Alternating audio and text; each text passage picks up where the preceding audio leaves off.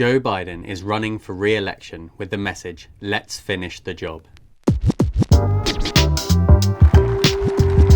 The 80-year-old Democratic president wants 4 more years in the White House and will try and block Donald Trump from taking back the keys to the Oval Office.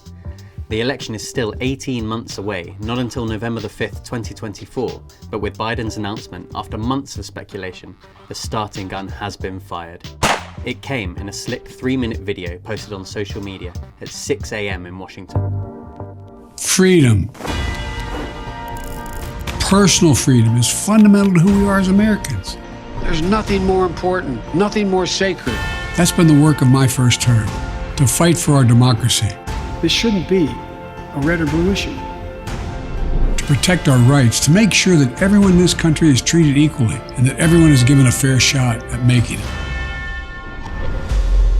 But around the country, MAGA extremists are lining up to take on those bedrock freedoms, cutting Social Security that you paid for your entire life while cutting taxes for the very wealthy, dictating what healthcare decisions women can make, banning books, and telling people who they can love, all while making it more difficult for you to be able to vote. So if you're with me, go to joebiden.com and sign up. Let's finish this job. I know we can, because this is the United States of America. There's nothing, simply nothing we cannot do if we do it together.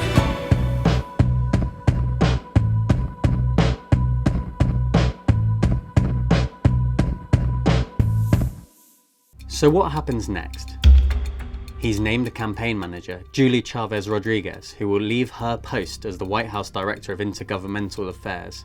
She's the granddaughter of the famed Labour leader Cesar Chavez. The deputy campaign manager is Quinton Fulks, who ran Raphael Warnock's 2022 Senate re-election bid in Georgia. The first 2 staff hires will allow Biden to once again demonstrate a commitment to diversity. Chavez Rodriguez is Latina and Fulks is black. The first priority is fundraising. He's well behind Donald Trump, whose super PAC fund is thought to have raised more than $100 million already. Biden's top donors have been invited to a summit in Washington on Friday to begin raising money. That's anyone who donated or raised more than $1 million for his last 2020 campaign. We've come so far, but we still have far to go. What's next for Biden in the short term? Neither his schedule nor his message is likely to be changed immediately. He will be in Japan next month for the G7 summit and could even be welcoming Rishi Sunak to the White House soon after. The campaign is going to be grueling, and unlike 2020, when the COVID pandemic kept him largely at home, he will be expected to be out on the road. Managing his schedule will be key. The campaign will run adjacent to his day-to-day work, most likely out of Delaware, as it was ahead of the last election. So what is Joe Biden's message? Biden will argue that he has restored prosperity and been a steady hand on the tiller after the chaos of Donald Trump's presidency. He will focus on the passing of legislation to pump billions of dollars into infrastructure, climate, and healthcare. He will also likely take credit for restoring alliances abroad at a time of global tension. He will also challenge Republicans on their record, criticizing them on abortion, tax cuts, guns, and, as we saw in his announcement video, personal freedoms.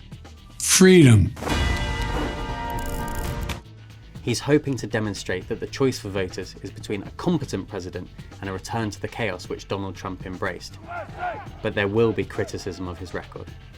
Inflation hit a 40-year high.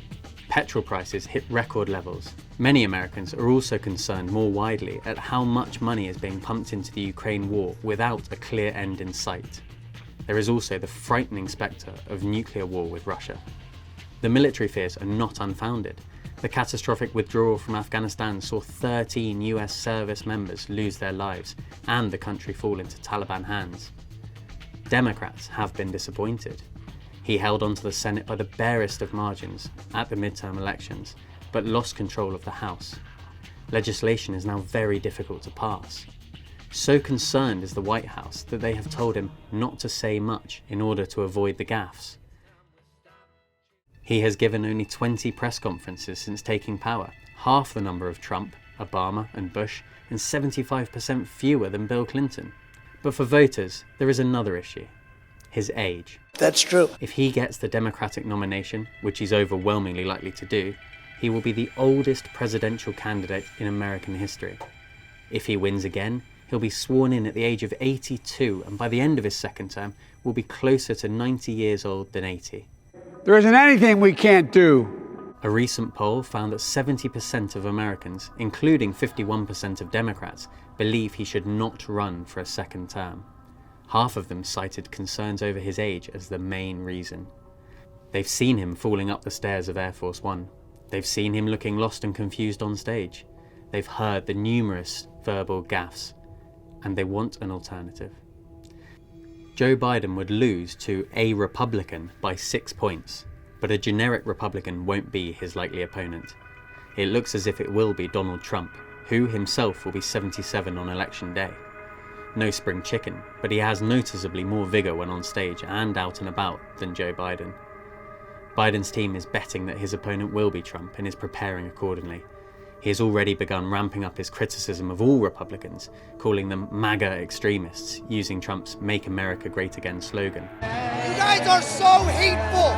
It's all hate! So far, former Vice President Mike Pence, former South Carolina Governor Nikki Haley, former Arkansas Governor Asa Hutchinson, and businessman Vivek Ramaswamy have announced their own campaigns. Florida Governor Ron DeSantis is the one to watch and is also widely expected to enter the race. Early polls suggest that Mr. Trump is anywhere between 15 and 35 points ahead of all of his Republican rivals, but there is plenty of road ahead. Donald Trump has a mounting pile of legal woes, which could even see him end up in prison.